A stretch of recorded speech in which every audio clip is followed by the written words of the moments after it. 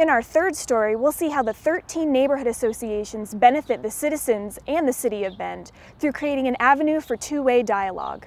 Cities all around the country have neighborhood associations. The basic purpose is to protect what's going on in the neighborhoods and act as this communication channel between the neighborhoods and the city.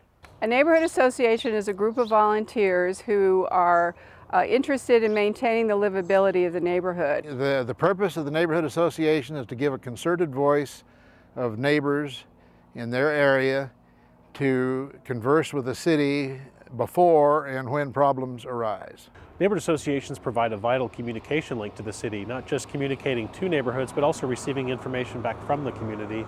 We're also a social networking tool that allows us to have a stronger community here. We're more on social issues, environmental issues, walkability. We deal with a much broader picture. A neighborhood association is sponsored by the city, and it is for a specific area of the city. There are 13 of them for various districts around Bend. Well, the effectiveness of a neighborhood association depends on the neighborhood themselves.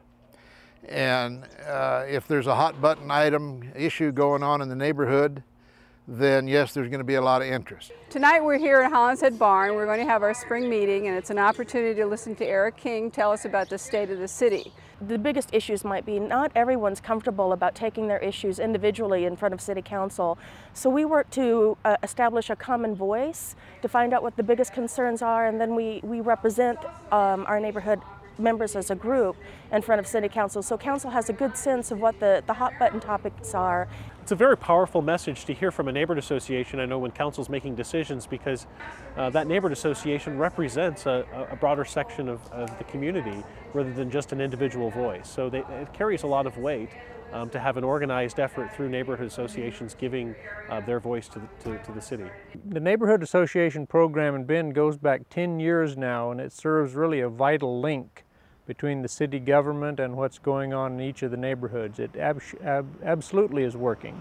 Mountain View Neighborhood Association really has got a primary interest in transportation in Bend because there are so many major projects that are going to happen on the east side of the city in the next few years.